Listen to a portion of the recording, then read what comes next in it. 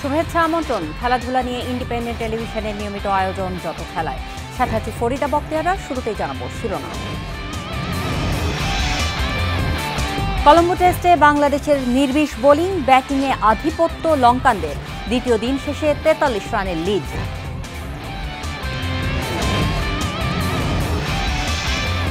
Test ক্রিকেটে বাংলাদেশের রজত জয়ন্তী উদযাপন। বিসিবিতে সাবেকদের মিলন মেলা, অনার্স বোর্ড উদ্বোধন।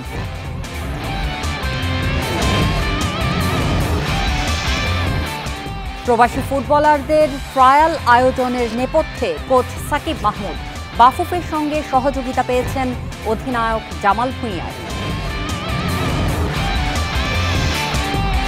এএফসি এশিয়ান কাপ বাছাইয়ে কন্ডিশনের সঙ্গে মানিয়ে নেয়ার চ্যালেঞ্জ বাংলাদেশ নারী দলের। মিয়ানমারের দ্বিতীয় দিনের অনুশীলন। এবার বিস্তারিত। পাথুম নিশাঙ্কার সেঞ্চুরি ও দীনেশ চান্দিমালের 93 রানে কলম্বো টেস্টে শক্ত অবস্থানে শ্রীলঙ্কা। দ্বিতীয় দিন শেষে স্বাগতিকদের সংগ্রহ 2 উইকেটে 290 রান। এর আগে প্রথম ইনিংসে টাইগাররা অল আউট হয় 247 রানে।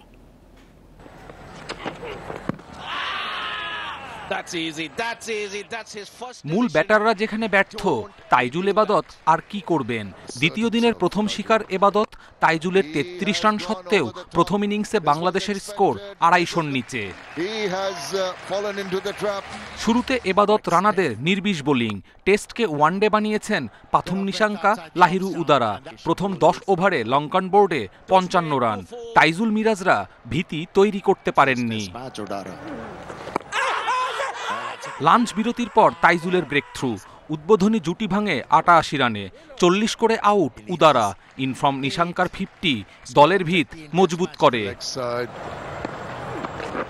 চান্দিমালের 50-তে বড় সংগ্রহের আভাস শ্রীলঙ্কার। দুজনের ব্যাটিং দৃঢ়তা হতাশা বাড়িয়েছে টাইগারদের। দ্বিতীয় সেশনে আসে 107 রান। নিশাঙ্কার ব্যাটে গল টেস্টের পুনরাবৃত্তি। প্রথম ইনিংসে আরেকটা সেঞ্চুরি লঙ্কান ওপেনারের। বাংলাদেশের বিপক্ষে এটা তার দ্বিতীয়, ক্যারিয়ারে চতুর্থ। উইকেটের খোঁজে দিশেহারা পেসার স্পিনাররা। শ্রীলঙ্কার লিড চাপ আরও বাড়িয়ে দেয়। শেষ বিকেলে নাইমের আঘাতে ফেরেন চান্দিমাল। সেঞ্চুরির আক্ষেপ অভিজ্ঞ এই ব্যাটারের। ক্যারিয়ারে প্রথমবার 90-এর ঘরে আউট হলেন। চান্দিমাল নিশাঙ্কার 194 রানের জুটিতে দিন শেষে স্বাগতিকদের লিড 43 রান। নিশাঙ্কা অপরাজিত আছেন 146 রানে। কপিল পাল, ইন্ডিপেন্ডেন্ট নিউজ। কলম্বোর উইকেটে টাইগার ব্যাটাররা সুবিধা করতে না পারলেও স্বাগতিকরা কাজে লাগিয়েছে পুরো সুযোগ। একই উইকেটে নিশাঙ্কা চান্দিমালদের ব্যাটে বড় হয়েছে ইনিংস। কোচ সিমন্স জানালেন উইকেটের আচরণ পরিবর্তনের কথা। প্রথম দিনের চেয়ে উইকেট ভালো ছিল। দ্বিতীয় দিনে তত বেশি টার্ন ছিল না। ব্যাটাররা দারুণ ব্যাট করেছে। লঙ্গার ভার্সনে উইকেট কখনো কখনো এরকম আচরণ করে। আশা করি দ্বিতীয় ইনিংসে আমরা বড় স্কোর করতে পারবো।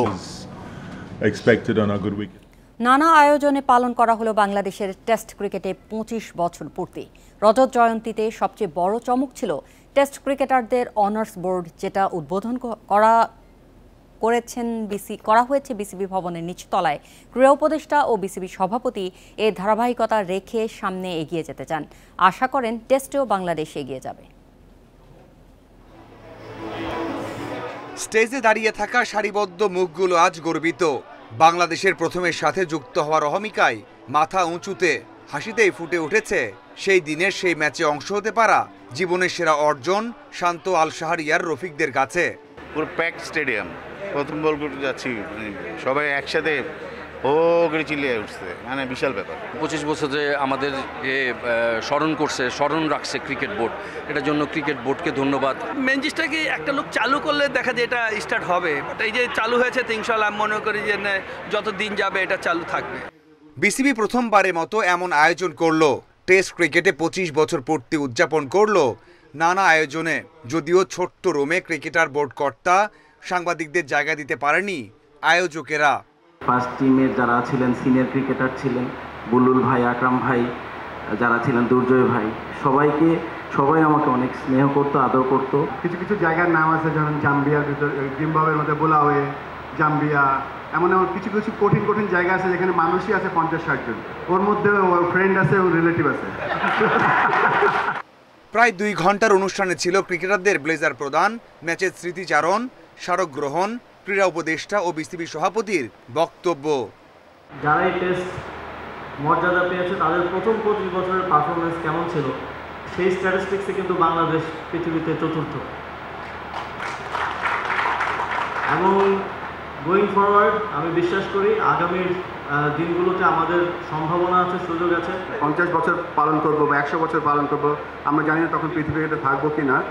আমরা এমন একটা জায়গায় বাংলাদেশ ক্রিকেটকে রেখে যেতে চাই যেন বাংলাদেশের যে কারেন্ট স্ট্যাটিস্টিক আছে তার থেকে আমরা অনেক ভালো জায়গায় পৌঁছাতে পারি। সবচেয়ে বড় আকর্ষণ ছিল শেষের অংশে বিসিবি ভবনের নিচতলাতে উদ্বোধন করা হয় টেস্ট ক্রিকেটারদের অনার্স বোর্ড, যেখানে ক্যাপ নাম্বার অনুসারে রয়েছে সব তারকার নাম। Mazharul Islam, independent news. প্রবাসী ফুটবলারদের নিয়ে অনুষ্ঠেয় বাফুফের ট্রায়ালের বড় কারিগর ডেনমার্ক প্রবাসী কোচ সাকিব মাহমুদ। এই আয়োজনে অংশ নিতে যাওয়া সিংহভাগ ফুটবলার নিয়ে এসেছেন তিনি। স্বপ্ন বাস্তবায়নে পেয়েছেন বাফুফের বর্তমান কমিটি ও অধিনায়ক জামাল ভুঁইয়ার সহযোগিতা। সাকিব জানিয়েছেন ট্রায়ালের জন্য মুখিয়ে আছে সবাই। ডেনমার্ক প্রবাসী সাকিব মাহমুদ বাংলাদেশে এসেছেন নতুন পরিচয়ে, দেশের ফুটবলের প্রাসঙ্গিক নাম হয়ে। প্রবাসী ফুটবলারদের নিয়ে 3 দিনের ট্রায়াল আয়োজন করতে যাচ্ছে বাফুফে। অংশ নেবেন 14 দেশের 51 ফুটবলার। সাকিব নিজে স্কাউট করিয়েছেন 45 জনকে। দেশের প্রতি ভালোবাসা থেকে সাকিবের এমন আগ্রহ।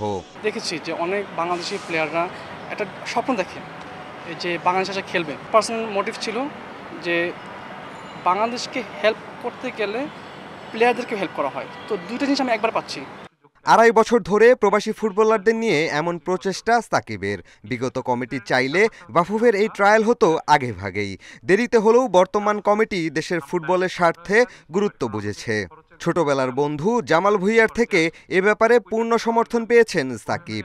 পজিটিভ ফিডব্যাক নাকি নেগেটিভ ফিডব্যাকটা আসেনি, হতে পারে আমার ইমেল, আমার কলগুলি যায় নাই। তবে আমি যতটুকু জানি যদি যেত রাইট পার্সনের কাছে যারা এটা নিজে নিয়ে রেসপন্সিবিলিটি যে নিয়ে কাজ করে, I believe they will also have help me. Jamal ভুঁইয়ার থেকে সাপোর্ট নিয়ে এতটুকু আসছি, তোমাকে রেডি হতে হবে কারণ এটা অনেক মেজর একটা হিস্টোরিক ইভেন্ট হবে। ট্রায়ালে আনা ফুটবলারদের মান নিয়ে কোনো আপোষ করেননি সাকিব। নিজে কোচ হওয়ায় সেরাদের বাছাই করতে পেরেছেন, যারা লাল সবুজের হয়ে খেলতে মুখিয়ে আছেন। বিশ্বাস আছে যে যারা প্লেয়ার আমি নিয়ে আসছি তারা এতই ভালো খেলবে, 19 বছর হোক নাকি 23 বছর হোক, না হলে 33 বছর হোক, তাদের লেভেল হিসাবে তাদেরকে ওখানে রাখানো উচিত। তারা বাংলাদেশ চায়, এখন আমার দেখাতে হবে বাংলাদেশ কি তাদেরকে চায়।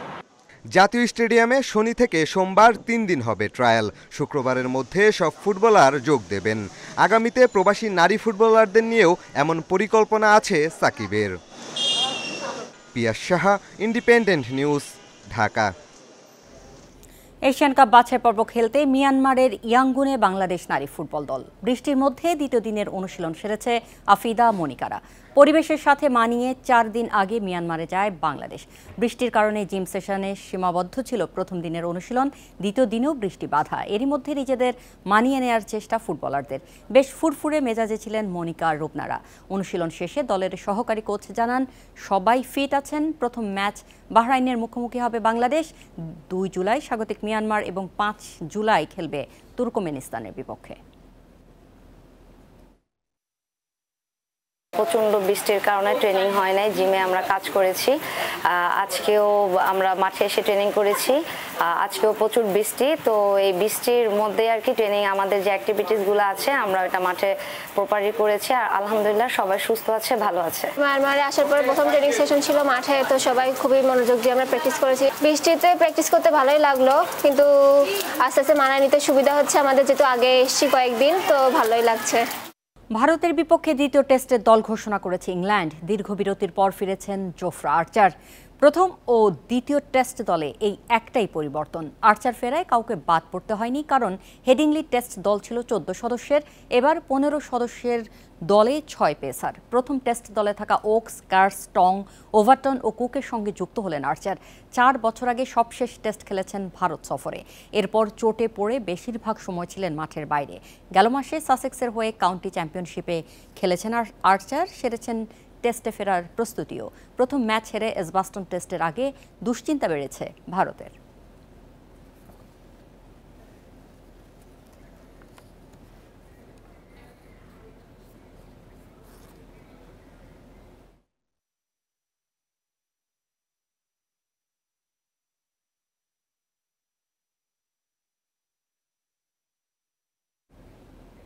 সৌদি প্রো লিগের ক্লাব আল নাসরের সঙ্গে নতুন করে 2 বছরের জন্য চুক্তিবদ্ধ হলেন ক্রিস্টিয়ানো রোনালদো। 2022 সালের ডিসেম্বরে 20 কোটি মার্কিন ডলারের চুক্তিতে আল নাসরে নাম লেখান রোনালদো। সেই চুক্তির মেয়াদ শেষ হবে চলতি মাসে। তার আগেই চুক্তি নবায়ন করেছে আল নাসর। গেল কিছুদিন ধরে রোনালদোর সৌদি ছাড়ার গুঞ্জন ওঠে। নতুন চুক্তির পর সামাজিক যোগাযোগ মাধ্যমে নতুন অধ্যায় শুরুর কথা জানিয়েছেন CR7।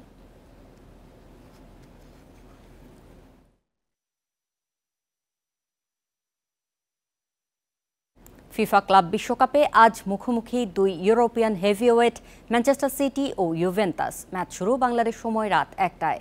আর শুক্রবার সকাল 7টায় সালসবুর্গের বিপক্ষে লড়বে Real Madrid. Manchester City Juventus দুদলই নিজেদের প্রথম 2 ম্যাচে জিতে রাউন্ড অফ 16 নিশ্চিত করেছে। এবার লড়াইটা গ্রুপ চ্যাম্পিয়ন হওয়ার, একই সঙ্গে সম্মান আর মর্যাদার। তাই জমজমাট এক লড়াই দেখার অপেক্ষায় ফুটবল ভক্তরা। হেড টু হেডে তুরিনের ক্লাবটি একচেটিয়া আধিপত্য। সবশেষ 5 দেখায় অপরাজেয় ইতালিয়ান জায়ান্টরা। 3 জয়ের সঙ্গে ড্র 2টি। এদিকে ড্র দিয়ে আসর শুরু করা রিয়াল পাচুকাকে হারিয়ে ছন্দে ফিরেছে। স্বস্তির খবর, দলের সঙ্গে অনুশীলন করেছেন এমবাপে, তবে শুরুর একাদশে থাকা অনিশ্চিত।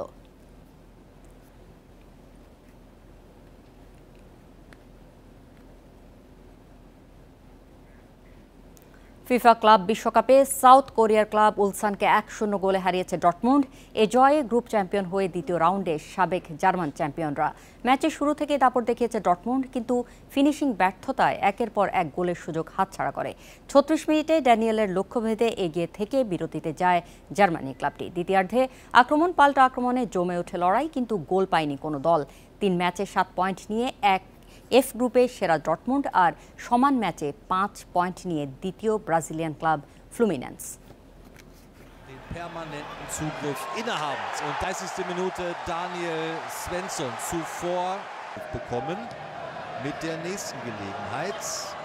Ludwigsson, ein Schwede, gut aufgelegt und wieder Gregor Kobel. Jetzt ein bisschen weniger Spaß, weil Dortmund häufig es auch zu kompliziert spielte. Jan Koto Schami gleich hier in Aktion, neu in der Startelf. Svensson und এই ছিল আজকের যত খেলায়। Independent টেলিভিশনের সব খবর বিস্তারিত জানতে চোখ রাখুন ফেসবুক, ইউটিউব ও এক্সে। আমন্ত্রণ পরের আয়োজন।